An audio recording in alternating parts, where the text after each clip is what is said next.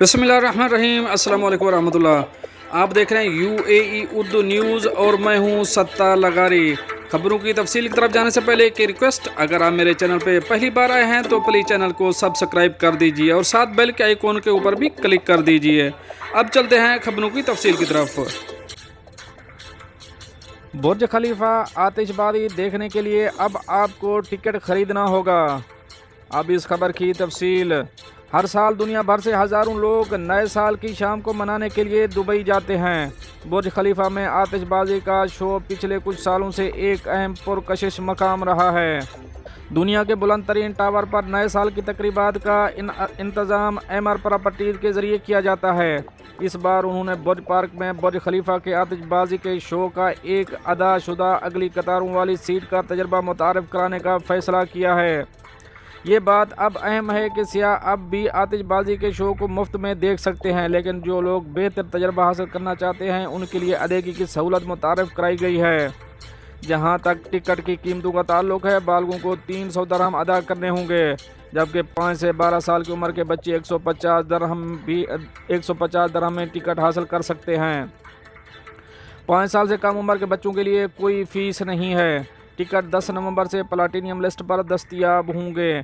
Ticket holder को Dubai mall, Dubai हेल्स mall और Dubai Marina mall से 26 से 30 दिसंबर को दोपहर 2 बजे से रात 10 बजे तक अपने बैचेस जमा करने चाहिए।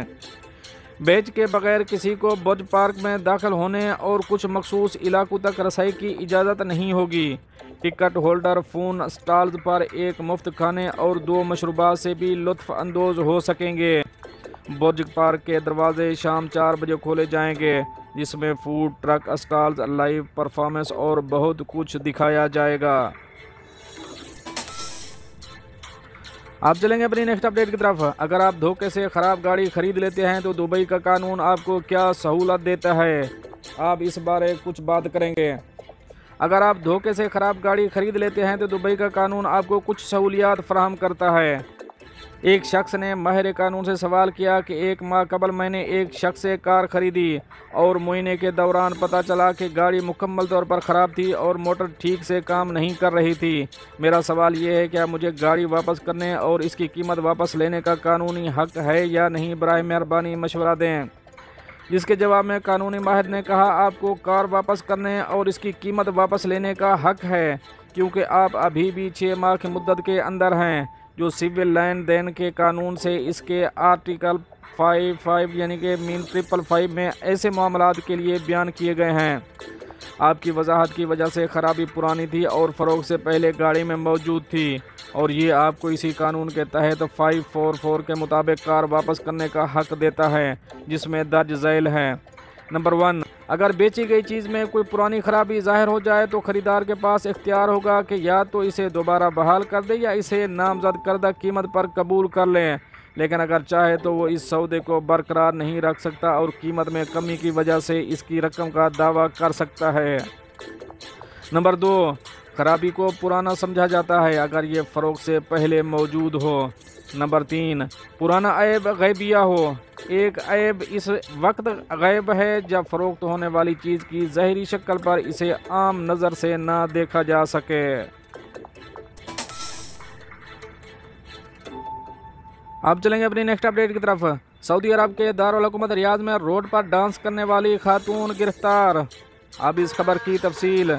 सऊदी पुलिस का कहना है कि सिक्योरिटी गश्त ने दारुल हुकूमत रियाद में एक खातून को अवामी सड़क पर ट्रैफिक में खलल डालने और अवामी अखलाकियात की खिलाफ वर्जी करने वाली वीडियो में नज़र आने के बाद गिरफ्तार कर लिया।